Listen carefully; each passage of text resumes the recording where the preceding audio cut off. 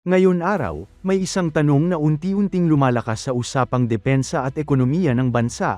Bakit nga ba may mga foreign defense companies na gustong magtayo ng factory sa Pilipinas? Hindi lang ito simpleng investment story, may mas malalim itong kahulugan sa seguridad, ekonomiya, at kinabukasan ng bansa.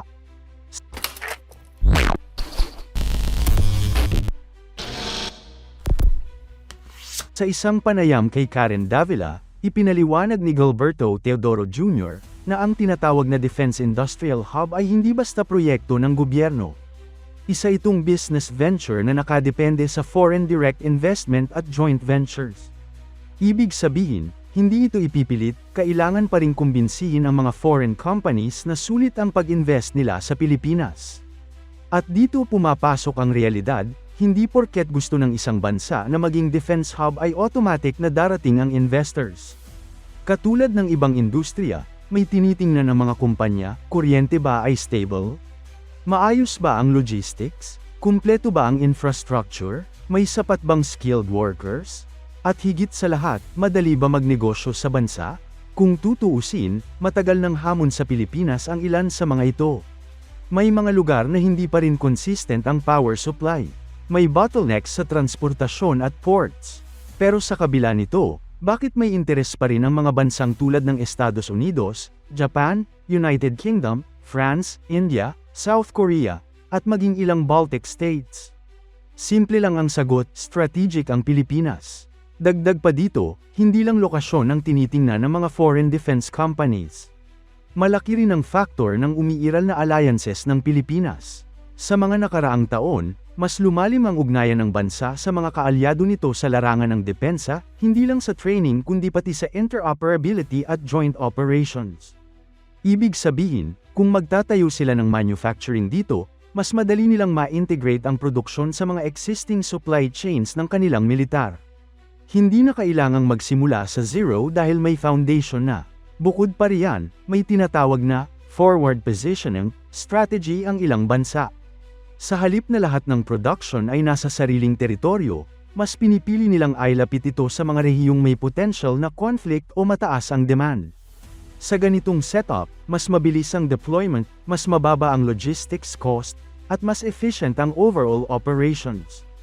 At dito pumapasok ang Pilipinas bilang isang ideal candidate.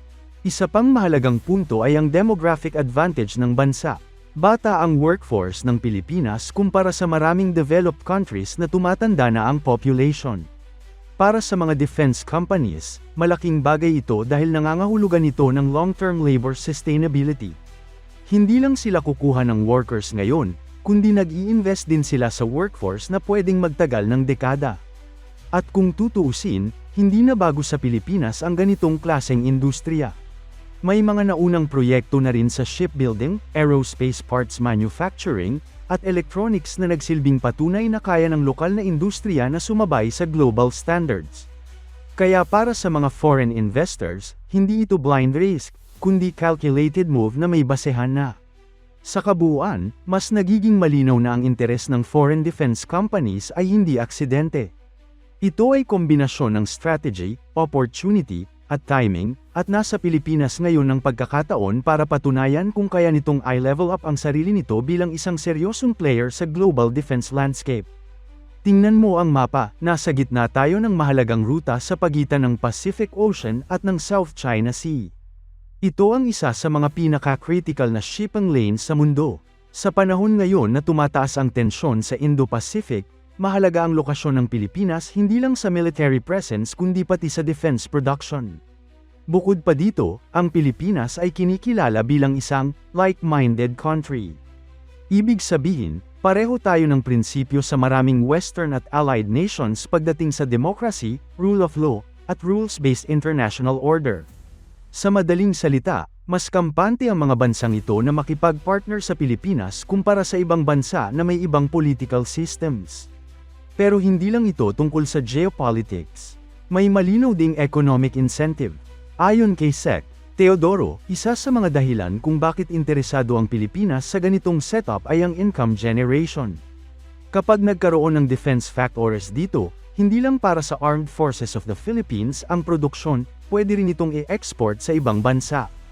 Ibig sabihin, papasok ang dolyar, lalago ang industriya, at magkakaroon ng bagong revenue stream ang bansa. Kasunod nito ay ang technology transfer. Hindi gusto ng Pilipinas na maging simpleng assembly line lang. Ang gusto ay joint venture kung saan may partnership sa local companies, private man o state-owned. Sa ganitong paraan, natututo ang mga Pilipino ng advanced technologies, mula sa manufacturing processes hanggang sa defense systems integration. Isipin mo kung ano ang epekto nito sa long-term capability ng bansa. Hindi lang tayo aasa sa import, unti-unti tayong magkakaroon ng sariling kakayahan na gumawa, mag-maintain, at mag-develop ng sariling kagamitan. At syempre, hindi mawawala ang usapin ng trabaho. Ang pagtatayo ng mga factory ay nangangahulugan ng libu-libong bagong trabaho, mula sa engineers, technicians, hanggang sa support staff. Hindi lang ito basta trabaho, high-value jobs ito na may kasamang skills development. Dagdag pa dito, pumapasok ang Pilipinas sa mas malaking pie ng global defense spending. Sa kasalukuyan, patuloy ang pagtaas ng defense budget sa Asia, Middle East, at Europe. Ibig sabihin, lumalaki ang demand para sa military equipment, at kung makakasabay ang Pilipinas, may pagkakataon tayong maging bahagi ng supply chain na ito. Pero hindi rin mawawala ang mga pangamba. May ilan na nagsasabi, hindi ba delikado kung magiging host tayo ng defense manufacturing? Hindi ba tayo magiging target? Diretsahang sinagot ito ni Sec. Teodoro. Ayon sa kanya, hindi dahil sa mga factory kaya magiging target ang Pilipinas. Sa totoo lang, matagal na tayong nasa radar ng ibang bansa dahil sa mas malalaking issue, lalo na sa territorial disputes at maritime claims. Sa madaling salita, kahit walang defense factories, may existing na tensyon na. Ang tanong ngayon, mas mabuti bang manatiling dependent at mahina, o maging mas handa at mas capable? Kung susuriin, ang pagpasok ng foreign defense companies ay hindi lamang tungkol sa armas o gyera. Isa itong kombinasyon ng economics, technology, at national security.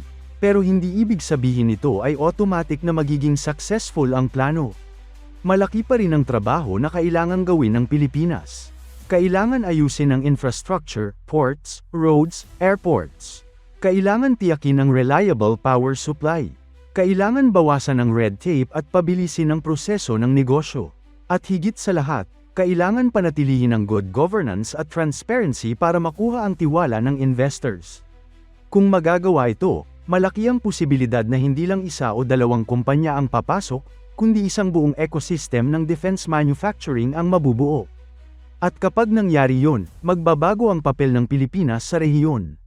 Mula sa pagiging consumer ng defense equipment, maaari tayong maging producer at partner sa global stage. Pero syempre, may kaakibat itong responsibilidad. Kailangan tiyakin na ang development ay para sa kapakanan ng bansa at hindi lamang para sa kita. Kailangan balansehin ang economic gains at national interest. Sa huli, ang tanong ay hindi na kung bakit may interes ang foreign companies. Ang mas mahalagang tanong, handa ba ang Pilipinas na i-maximize ang opportunity na ito? Dahil kung oo, maaaring ito na ang simula ng bagong yugto, kung saan ang Pilipinas ay hindi lang frontline state sa geopolitics, kundi isa ring mahalagang player sa global defense industry.